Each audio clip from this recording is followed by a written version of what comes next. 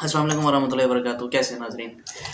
उम्मीद है तमाम अहबाब बखैर व आफियत होंगे। आज की जो वीडियो बनाने जा रहा हूँ वो बर्निंग इशू है, तमाम लोगों को पता है, इस पर काफ़ी बातें भी हो रही हैं, फैक्ट्स एंड फिगर्स आप लोग बहुत देख रहे हैं, कुछ हक़ाइक़ हैं जो आपके सामने रखने थे।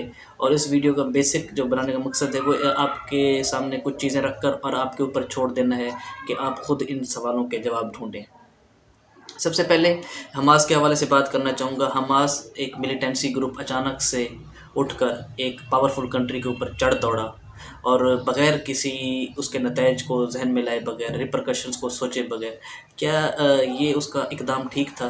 ये जो मेरी गुफ्तगू होगी जज्बातियत से हटकर इसको सोचना है, और ख़ास तौर पर फ़लस्तीन के जो मासूम बच्चे हैं, फ़लस्तीन की जो माएँ हैं, बहनें हैं और वहाँ की जो निहत्ती अवाम है, उनको माइंड में रख कर आपने सोचना है कि क्या हमास का ये अचानक हमला कारगर साबित हुआ? क्या इसका कोई फ़ायदा हुआ? क्या सिर्फ़ जज़्बातीपन ही काफ़ी होता है जंगों को जीतने के लिए?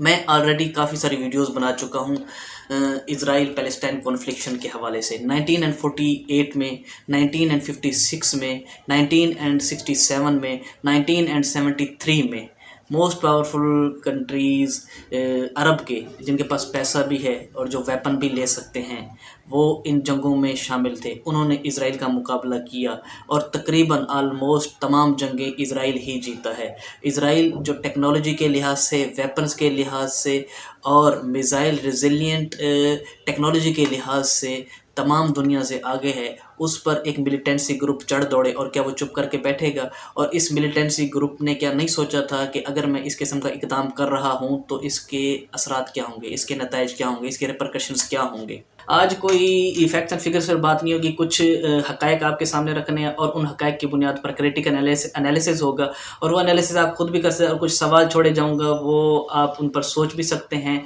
उन पर मुझे कमेंट भी कर सकते हैं, मुझसे क्वेश्चन भी कर सकते हैं। जो भी मुझे पता हुआ मैं आपके साथ शेयर करूँगा। सबसे पहले हमास के ऊपर बात होगी जो कि एक बर्निंग इशू है, और उसके बाद PLO पर बात होगी और वार स्ट्रेटजी पे बात होगी, भाई इन्होंने हमला किया, फिर इसके रिपरकशंस पर बात होगी। रिपरकशंस के अलावा क्या ये वाकई हमला करना चाहिए था, और इस्लाम हमें इस हवाले से क्या कहता है।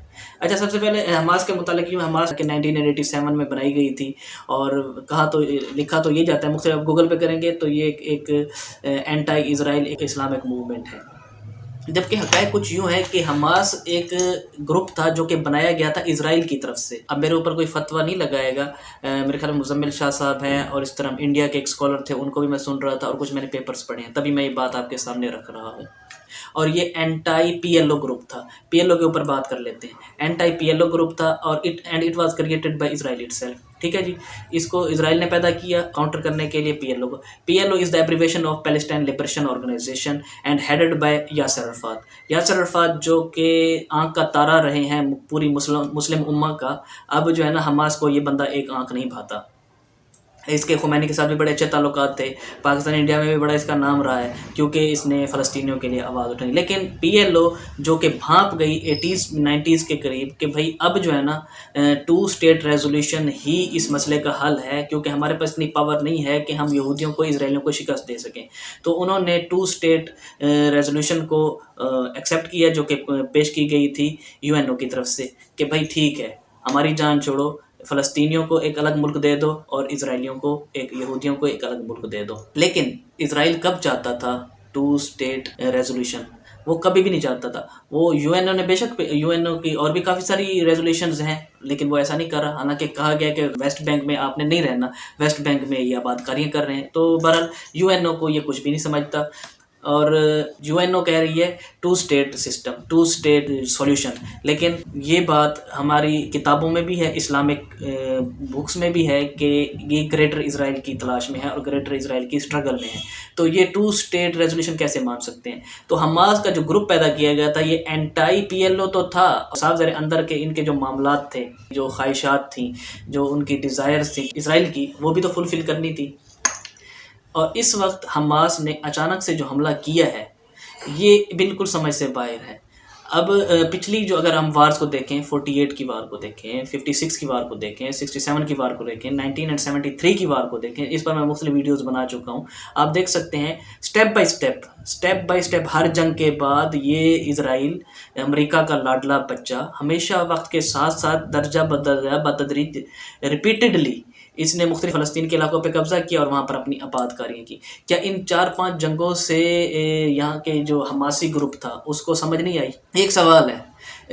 میں ایک عام سا طالب علم ہوں، مجھے بھی سمجھ میں آتی ہے کہ مختلف جو عرب کنٹریز ہیں انہوں نے مل کر مختلف محاذوں پر اسرائیل کے خلاف جنگ کی. ان کے پاس پیسہ بھی ہے، انہوں نے ویپنز بھی لیے، چیکوسلواکیہ سے لیے اور مختلف کنٹریز سے یہ ویپنز لیتے رہے ہیں اور اسرائیل کا مقابلہ کرتے رہے ہیں. اور ایک پاورفل کنٹری جس کے پاس بہترین اینٹی بیلسٹک میزائل سسٹم ایرن ڈوم بھی ہے، وہ اس کا مقابلہ کرنے جا رہے ہیں. انہیں شکست ہوئی ہے اور وقت کے ساتھ ساتھ علاقہ بھی کھوتے گئے ہیں فلسطینی بیچارے. اور اب یہ ایک عام سا گروپ ہے، اس کے پاس کون سی سپر پاور، کون سے میزائل ایسے تھے، کون سے ایٹم بم تھے کہ انہوں نے جا کر دھاوا بول دیے. اور اس ریپرکشنز کو دیکھے بغیر کے بعد میں ہمارے فلسطینیوں کے ساتھ کیا ہوگا. فلسطینی بچوں کو مارا جا رہا ہے، عورتوں کو مارا جا رہا ہے، یعنی کہ کوئی فرق نہیں ہے. وہ اوپر سے آتے ہیں میزائل گراتے ہیں، کوئی پتہ نہیں نیچے کتنے ڈزنز آف بلکہ hundreds and thousands of people مر چکے ہیں. زخمی جو ہیں ان کی تعداد الگ ہے. تو یہ مختلف چیزیں ہیں جو آپ کے سامنے رکھنی تھی کہ یہ حماس کو کیا سوجی تھی. حماس کا تھوڑا سا میں نے بتایا کہ اس کا بیک گراؤنڈ کیا ہے، کہ واقعی یہ اسرائیل کی طرف سے پیدا کیا گیا تھا اور اب اس کی ہماری سمجھ سے باہر اچانک سے یہ حملہ کر دیتا ہے. پچھلے دنوں میں جب وہ وزیر خارجہ ہیں سعودی عرب کے، وہ بھی بیان کر رہے تھے کہ 2 اسٹیٹ ریزولوشن ہی اس کا بہترین حل ہے، 2 اسٹیٹ اسٹریٹجی ہی اس کا بہترین حل ہے کہ دونوں ملک اپنی اپنی سولیڈیرٹی کے ساتھ آزاد خود مختاری کے ساتھ رہیں. لیکن یہ اسرائیل کبھی نہیں چاہتا.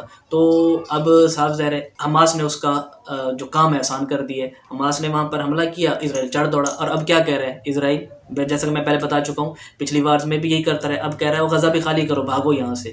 تو اسرائیل بالکل اپنی اسٹریٹجی پہ چل رہا ہے. With the passage of time وہ زیادہ سے زیادہ علاقے اپنے قبضے میں لیتا جا رہا ہے. تو پی ایل او کے حوالے سے میں نے بتایا تھا. پی ایل او بتا دوں، یہ ہے ویسٹ بینک میں اور حماس ہے غزہ میں.